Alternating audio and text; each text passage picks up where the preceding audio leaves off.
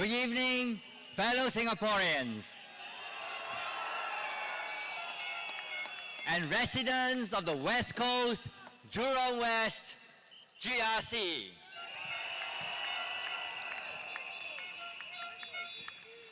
If you have not heard us over the last 5 years, over the last 3 rallies, you should be convinced by now that PSP is a party, is a constructive party that provides solutions to your problems.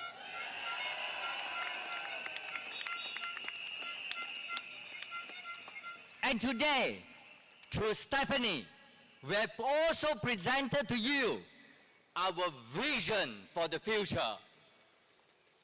Although that vision is not complete yet, in terms of policies, we hope to develop those policies further in the 15th Parliament.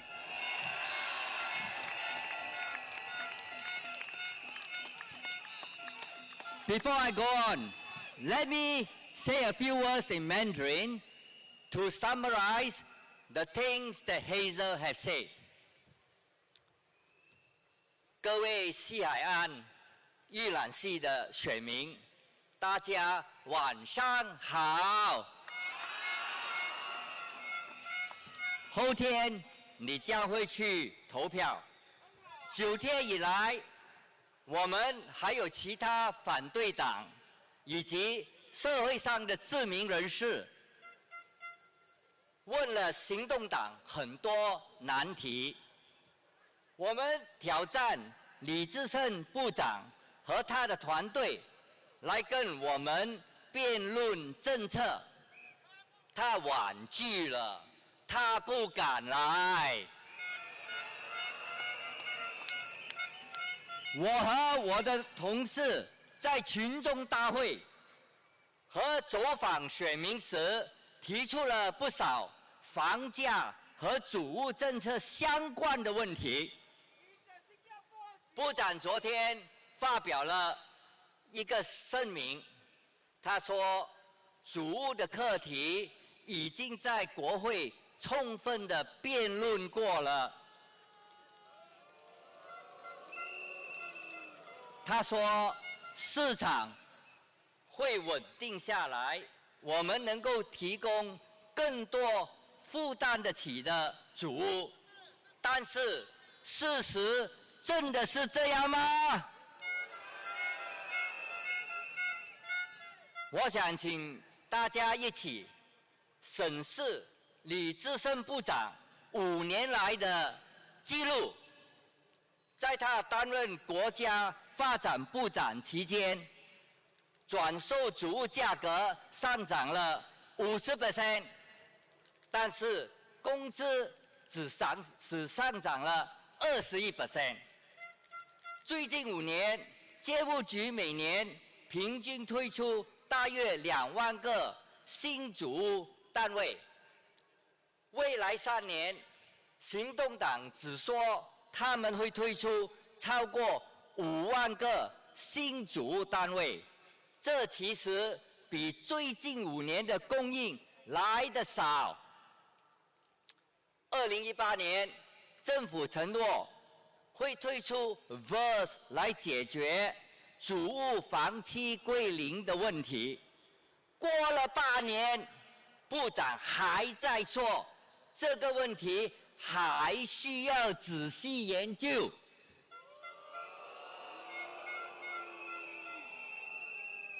再过几年，就会开始有很多主屋的房期只剩下了40年或更少。这个问题要快点解决。昨天，李志胜部长促请人民在本届大选投票做出选择时，务必考虑事实以及各方提出的具体计划。我也要劝请西海岸预览系的选民去仔细阅读行动党对主屋课题相关的计划。行动党党纲里对主务的计划和目前的政策其实是一样的，他们基本要延续目前的政策。目前的政策的后果是转售主物价格高涨，年轻人要等很久才能拿到 BTO 主屋。我们的下一代为了买房子，耗尽了他们的公积金储蓄，这是你们想要的吗？西海岸玉朗西的选民，请不要继续给行动党开空头支票。我们前进党的党纲里有很多详细的计划，能帮助减轻年轻人买房的负担，给他们更多住房的选择。为了我们的下一代，请在星期六投前进党一票。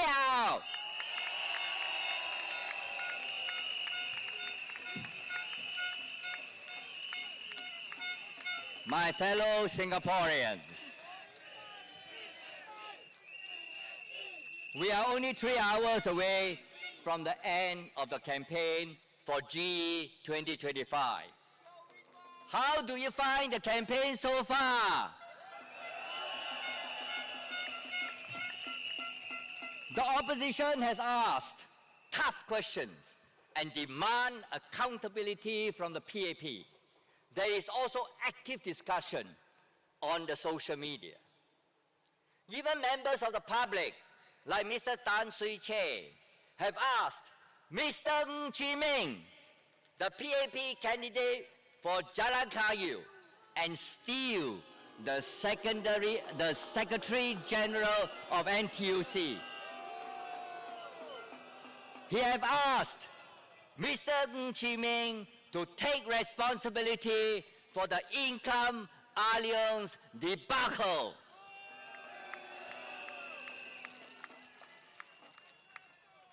Yet, what has been the PAP response so far from all these queries and questions from the public? They have nothing, they've done nothing. Very boring.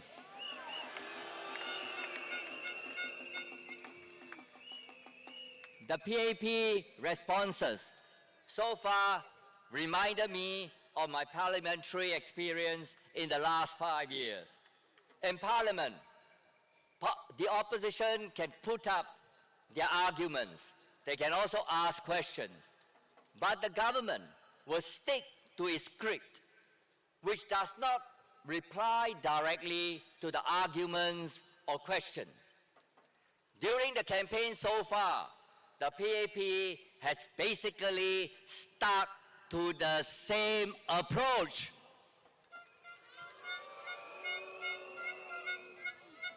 On the GST, the government did not admit to the people that raising the GST not once but twice during the high global inflation was a poorly timed decision. It also did not mention the increase in the burden on the middle-class Singaporeans who pay for 40% of the GST revenue. The GST increases have contributed to the higher pace of inflation, which strained the disposable income of the middle class and all Singaporeans in general. On the other hand, it has thrown up a red herring on the sources of funding if the GST hike did not take place. But I've highlighted in my motion on public finances in February 2024 that the actual budget revenues are much higher than estimates in the last few years. There is also room to cut other expenditures, like the subsidies to to the SPH Media Trust. The budget of the People's Association, salaries of mayors and other office holders. The investment income contribution from our reserve have also been increasing steadily over the years. I've said in Parliament that all these will be enough to fund the proposals put up by PSP. There's no need to draw down the reserves. We are not being fiscally indiscreet. On foreign talent, the government has consistently refused to provide the employment data breakdown of Singapore citizens and PRs to enable us a more accurate assessment of the impact of our immigration policies on Singaporean jobs. It has not answered our question, but stuck to its narrative that PSP is stirring anti-foreigner sentiments. And just 2 days ago, SM Teo Chee Hean said it again.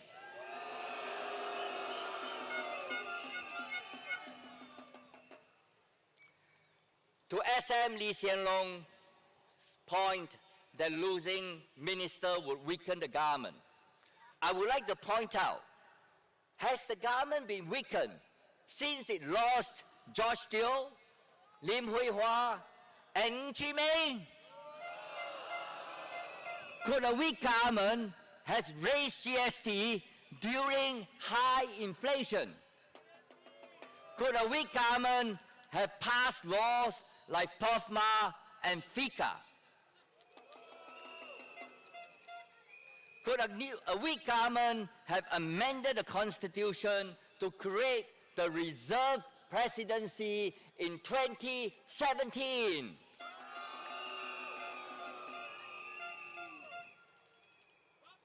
The PAP government will not be weakened if they lose a few ministers, because the opposition will come in and provide more ideas.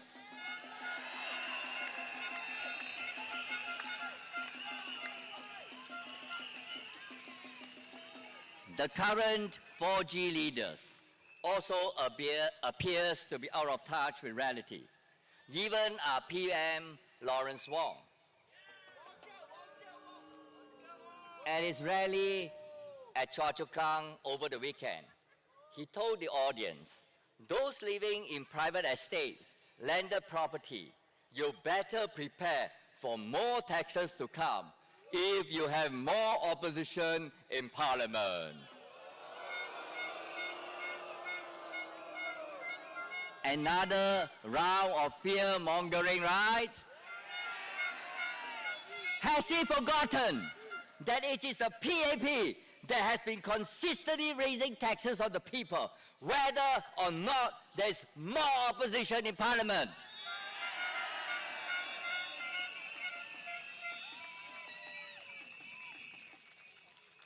At a rally yesterday, Minister Ong Ye Kung said that instead of a strong opposition, what Singapore really needs is a strong ruling party.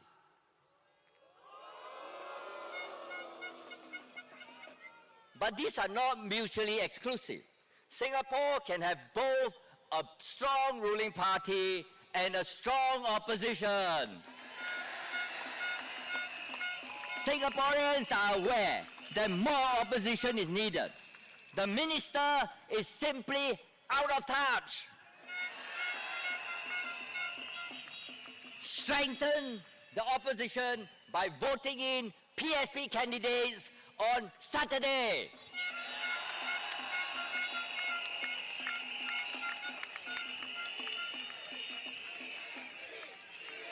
At a doorstop yesterday, Minister Chan Chun Sing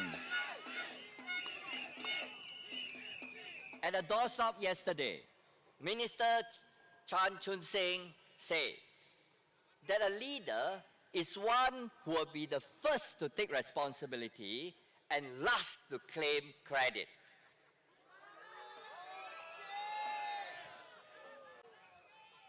Is he implying that Mr. Ng Chi Meng and Mr. Lim Boon Heng are not leaders?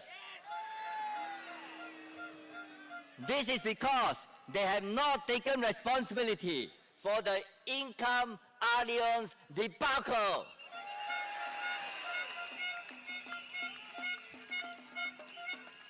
When we asked Minister Desmond Lee and his team to debate with us on policy, especially public housing, what did he say?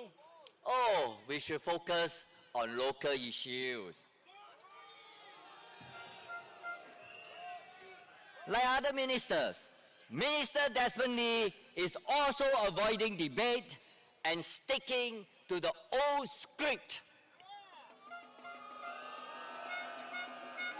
I think it is reasonable to expect the PAP to make a commitment during this election to Singaporeans on how it is going to deal with the three problems of public housing. They are high BTO and resale prices. 2, long waiting time for BTO. And 3, the lease decay problem.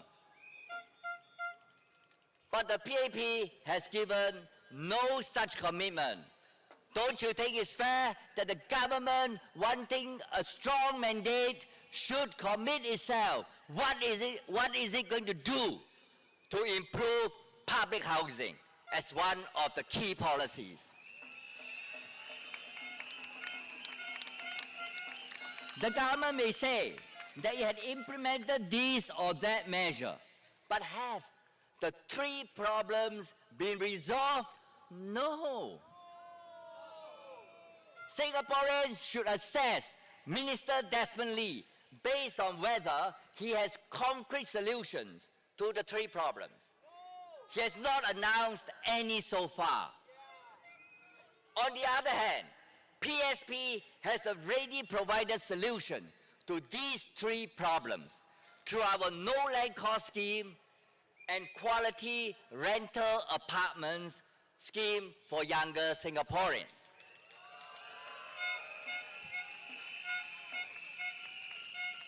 The lease decay problem should also be part of the assessment for PM Lawrence Wong, because since 2018, when PM Lawrence Wong was the National Development Minister, he has been saying that we need to study how to implement VERS. But until today, there is still no sound, no picture. In his reply yesterday, Minister Desmond Lee again sidestepped the lease decay issue. But lease decay effect is already lowering the prices of older flats, and more flats will be entering the last 40 years of their lease in the next term of government. The government owes it to Singaporeans to share its plans for the future.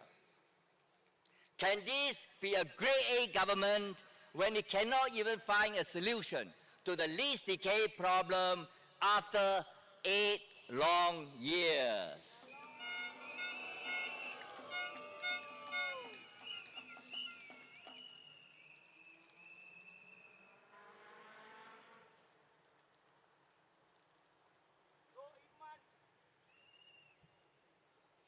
The PAP wants you to think about local issues. But the PAP's track record on local issues in the western part of Singapore is also questionable relative to the development in the eastern part of Singapore. One Bukit Gombak resident told me the other day at Bukit Gombak station that the neighborhood has not changed much since the days of the STP's MP, Mr. Ling Hao Dong, which was some 30 years ago.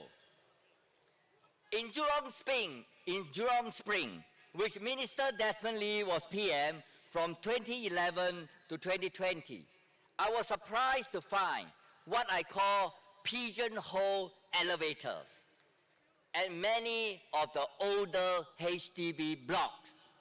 These pigeonhole elevators are just enough to take in one wheelchair and maybe just one or two persons. As elevators are essential facilities for residents, why was this not upgraded earlier? Do you need to look further than this when you talk about local plans? The government can have 5-year or 10-year development plans for each constituency, but it is up to the MP to highlight what is most important for the residents. A PSP MP will see to that.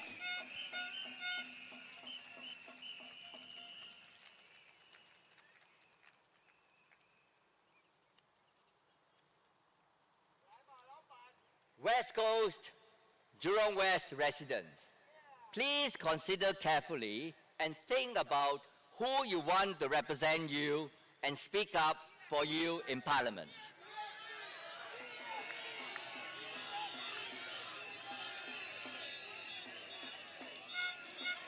The PAP says storms are gathering, but in a multipolar world, diversity is strength and not groupthink. Accordingly, more opposition is what we need and not an overly domineering government. A losing PAP candidate can still be appointed as the local grassroots advisors by the People's Association. They can be parachuted back in the next general election in a safe GRC. But a losing opposition talent may be lost forever. West Coast residents, we are very thankful for your strong support in 2020, so that Hazel and I could represent you as NCMPs in the last Parliament.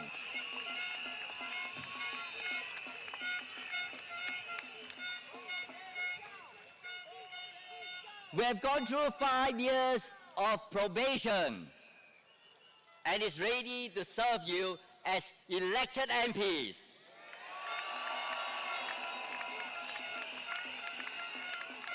To be your voice in Parliament on both national and local issues.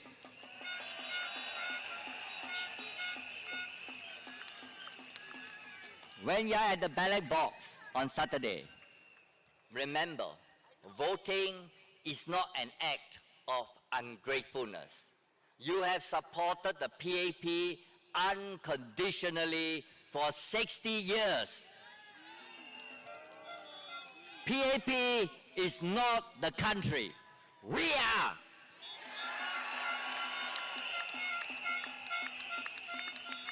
Your vote for the opposition is about renewal. It is about buying insurance for our future survival. Diversity is the best insurance for long-term survival in this changed world.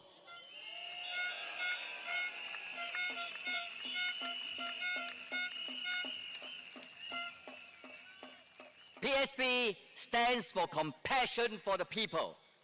Vote for us so that we can fight for more compassionate policies and realize the vision that Stephanie has shared with you just now.